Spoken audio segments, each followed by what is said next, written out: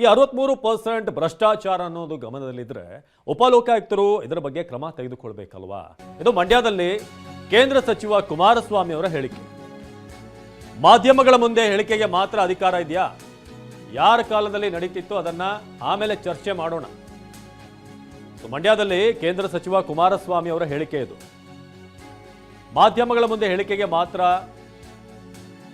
ಸೀಮಿತವಾಯ್ತಾ ಅನ್ನೋದು ಅಥವಾ ಚರ್ಚೆ ಮಾಡೋಣ ಅದರ ಬಗ್ಗೆ ಅಂತ ಹೇಳಿದ್ದಾರೆ. ಯಾರ ಕಾಲದಲ್ಲಿ ನಡೀತಿತ್ತು ಅನ್ನೋದ್ರ ಬಗ್ಗೆ ನಾವು ಚರ್ಚೆ ಮಾಡೋಣ. ಈ 3 ವರ್ಷದೊಂದು ವರದಿ ಸಿದ್ಧ ಮಾಡೋಕೆ ಹೇಳಿ.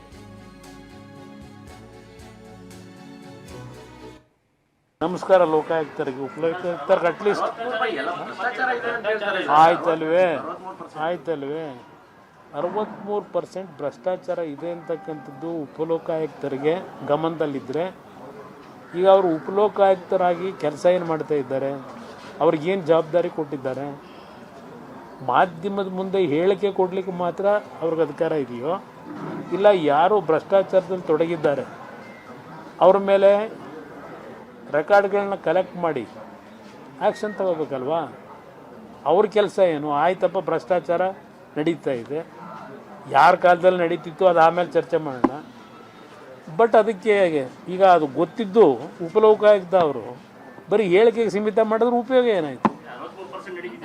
ಗೊತ್ತಿಲ್ಲಪ್ಪ, ಅದನ್ನ ಅವ್ರು ಕೇಳ್ಬೇಕು, ನನಗೇನು ಗೊತ್ತು? ನನ್ನ ಹತ್ರ ಏನು ಮಾಹಿತಿ ಇಲ್ಲ. ಯಾವ ವರ್ಷದ್ದಾದರೂ ಆಗಿದೆ. ಈ ವರ್ಷದೊಂದು ವರದಿ ಮಾಡೋಕ್ಕೆ ಹೇಳಿ. ಇವ್ರು ಬಂದ ಮೇಲೆ 2.5 ವರ್ಷ ಇದೆಯಲ್ಲ ಅಧಿಕಾರ ನಡೆಸಿ. ಈಗ 3 ವರ್ಷ ಆಯ್ತಾ ಬಂತು, ಬರುತ್ತೆ ಇನ್ನೊಂದು 3 ತಿಂಗಳಿಗೆ. ಈ 3 ವರ್ಷದ್ದು ವರದಿ ಅಂತ ಮಾಡ್ಸೋಕೆ ಹೇಳಿ. ಎಷ್ಟು ಪರಿಶುದ್ಧವಾಗಿ ಪಾರದರ್ಶಕವಾಗಿ ಆಡಳಿತ ನಡೆದಿದೆ ಅದು ಒಂದು ನೋಡೋಣ. ನಮಸ್ಕಾರ ಲೋಕಾಯುಕ್ತ. ಇನ್ನು ಸಿಎಂ ಡಿಸಿಎಂ ದುಬಾರಿ ವಾಚ್ ಬಗ್ಗೆ ಕೂಡ ಎಚ್ ಡಿ ಕುಮಾರಸ್ವಾಮಿ ಮಾತನಾಡಿದರು. ಅದು ಎಷ್ಟು ಲಕ್ಷದ ವಾಚ್ ಅನ್ನೋದು ಮುಖ್ಯ ಅಲ್ಲ, ಆದರೆ ಅಷ್ಟು ಲಕ್ಷದ ವಾಚನ್ನ ಹೇಗೆ ಖರೀದಿ ಮಾಡಿದ್ದಾರೆ ಅನ್ನೋದು ಮುಖ್ಯ. ವಾಚ್ ಹೇಗೆ ಖರೀದಿ ಮಾಡಿದ್ರು ಅನ್ನೋದು ಮುಖ್ಯ. ಇದು ಕುಮಾರಸ್ವಾಮಿ ವಾಚ್ ವಿಚಾರವಾಗಿ ಕುಟುಕಿರುವಂತ ರೀತಿ.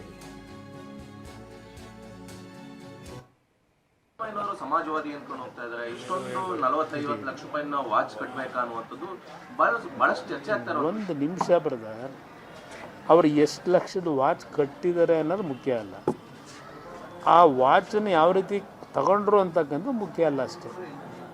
ದುಡಿಮೆ ಮಾಡಿ ತಗೊಂಡಿದ್ರೆ ಅದಕ್ಕೆ ನಾವು ಕಾಮೆಂಟ್ಸ್ ಮಾಡೋಕ್ಕಾಯ್ತದ?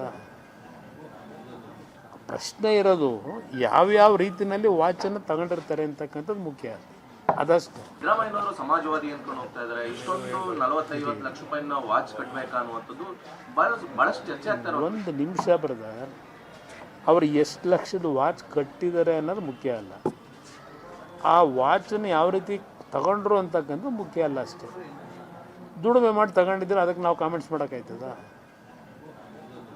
ಪ್ರಶ್ನೆ ಇರೋದು ಯಾವ್ಯಾವ ರೀತಿಯಲ್ಲಿ ವಾಚನ್ನು ತಗೊಂಡಿರ್ತಾರೆ ಅಂತಕ್ಕಂಥದ್ದು ಮುಖ್ಯ.